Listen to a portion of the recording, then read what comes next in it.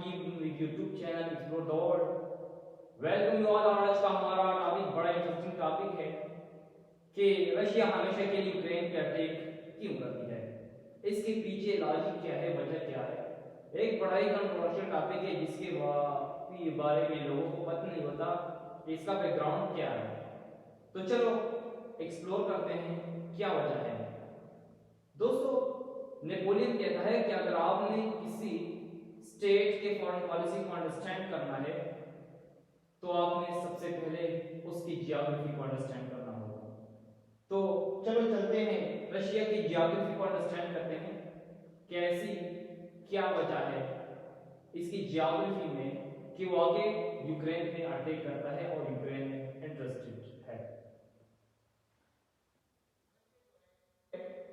एक national fortress है जिसको डी मार्शल ने प्रिजनर ऑफ जियोग्राफी में एक्सप्लेन किया है कि इसका जो नॉर्दर्न पार्ट है वहां पे आर्कटिक आइस शेल है, आर्कटिक ओशन है जो सारा बर्फ से ढका होता है, कोई वार्म वाटर नहीं है, जहां से अटैक करना रशिया पे नामुमकिन है, मुश्किल है।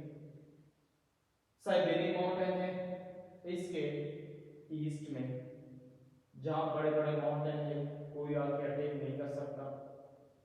यहाँ पे है यूराल माउंटेन्स जो तकरीबन वेस्ट के स्पॉट से शुरू होते हैं और यहाँ पे फैलते हैं और यहाँ पे जो है ना एशिया है, एशिया और यूरोप को डिवाइड करते हैं, जो तकरीबन 205 किलोमीटर लॉन्ग रेंज है, 2500 किलोमीटर। और इस साइड पे बाल्टिक सी है, बाकी सब घेरा हुआ है, फोर्ट्रेस है, किला है, वन है, मगर इसका एक अकीलीस हील है। अकीलीस हील हम कहते हैं वीक पॉइंट को, वो है यूक्रेन का, हम इसे ईस्टर्न यूरोप कहते हैं। ये जो ईस्टर्न यूरोप वाला पार्ट है ये ईस्टर्न यूरोप हो गया और ये वेस्टर्न यूरोप हो गया। यहाँ पे रशिया के लिए हमेशा से खतरा हुआ है और यहाँ से रशिया 3 टाइम्स इन्वेड हुआ है, 3 टाइम्स यहाँ से रशिया पे हमले हुए हैं। तो ये एक कमजोर पॉइंट है, वीक पॉइंट है जो यूक्रेन का साइड है। दोस्तों, रशिया के पास यहाँ पे दोनों साइड है। पहला जो मसला है वो है एक्सेस टू वार्म वाटर।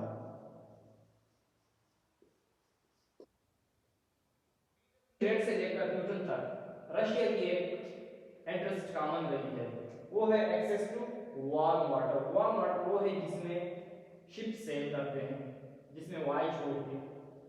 तो रशिया के इर्द गिर्द सारे टेरिटरी लॉक है, प्रिजनर है, मगर वो रशिया की जो इंटरेस्ट है वो है वार्म वाटर तक एक्सेस करना, जो पीटर्सबर्ग से लेकर ट्यूटन तक सबने यही कोशिश की है। तो access to warm water possible है सिर्फ एक ही जगह से, वो कौन सी जगह है? यूक्रेन से। रशिया ने आके यूक्रेन पे अपना वो कब्जा जमाना होगा, उसके बाद उसने आना है बाल्टिक सी में, ब्लैक सी में, सॉरी ब्लैक सी, ब्लैक सी के बाद फिर वो आ सकते हैं एजियन सी और उसके बाद मेडिटेरेनियन। इस तरह वो वार्म वाटर में जा सकते हैं और अपना ट्रेड कर सकते हैं।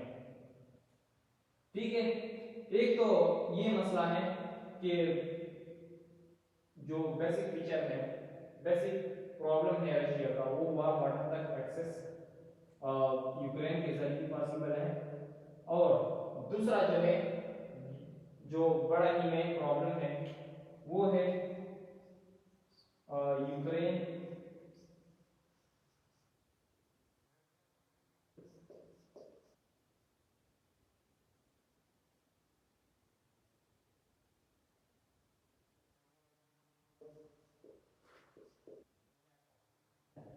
जब ही से यूक्रेन ने नेटो की तरफ फ्लैटरिंग शुरू की है, फ्लैटरिंग करता है, तो रशिया आता है यूक्रेन पे अटैक करता है। क्यों? क्योंकि नेटो और रशिया के बीच एक वार चल रहा है, वो है आइडियोलॉजिकल वार। उस आइडियोलॉजिकल वार कौन सा है? रशिया में है कम्युनिज्म,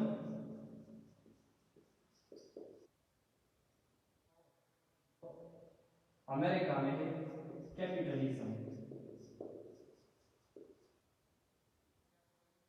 कम्युनिज्म का जो वार चल रहा था, तो जब नेटो एक्सपेंशन करता है, जब 1991 में रशिया डिसइंटीग्रेट हुआ, इसके 15 स्टेट इससे चले गए, तो 2008 में 2008 नहीं तो उसके बाद जो बिल क्लिंटन था वो क्या करता है? ईस्ट वर्ड एक्सपेंशन करता है। इस साइड में जितने स्टेट्स है, ये यूक्रेन, जॉर्जिया वगैरह जितने भी स्टेट्स थे, उन पे वहां पे वो एक्सपेंशन करने लगा और इसको उन्होंने नाम दिया डेमोक्रेटिक इनलार्जमेंट। उन्होंने नेटो इनलार्जमेंट का नेम नहीं दिया, उन्होंने डेमोक्रेटिक इनलार्जमेंट का नाम दिया कि हम डेमोक्रेसी फैला रहे हैं, क्योंकि जितनी ही डेमोक्रेसी ज्यादा होगी, जितनी ही स्टेट ज्यादा डेमोक्रेटिक होंगे, उतना ही दुनिया में अमन ज्यादा होगा। असल में ये एक्सपेंशन थी नेटो की। जब 2008 में नेटो ने जॉर्जिया तक आए और उनको नेटो का पार्ट बना रहे थे, तो रशिया आके जॉर्जिया पे उन्होंने अटैक कर लिया, क्योंकि जॉर्जिया की नेक्स्ट कंट्री थी कि वो नेटो बन जाए। और जब जॉर्जिया तक वो नेटो पहुंच लिए, तो यहाँ पे रशिया की मॉस्को में इनसिक्योरिटी बढ़ जाती है।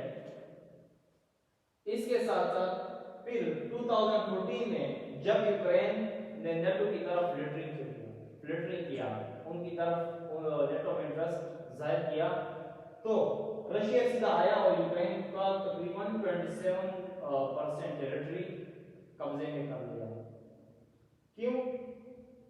क्योंकि जब यूक्रेन नेटो का पार्ट बनता है, तो नेटो बिल्कुल रशिया के कॉर्नर पे पहुंचती है। इसका जो अकीलीस हील है, जो वीक पॉइंट है, जहां से रशिया बिल्कुल प्लेन है, यहाँ पे कोई बैरियर नहीं। बाकी तो सब मैंने बताया कि बैरियर्स है, यहाँ पे रशिया क्या है? प्लेन है, कोई नेचुरल बैरियर नहीं है। तो जब रशिया यहाँ तक पहुंची है, तो यहाँ पे मॉस्को में क्या होती है? मॉस्को की इनसिक्योरिटी बढ़ती है।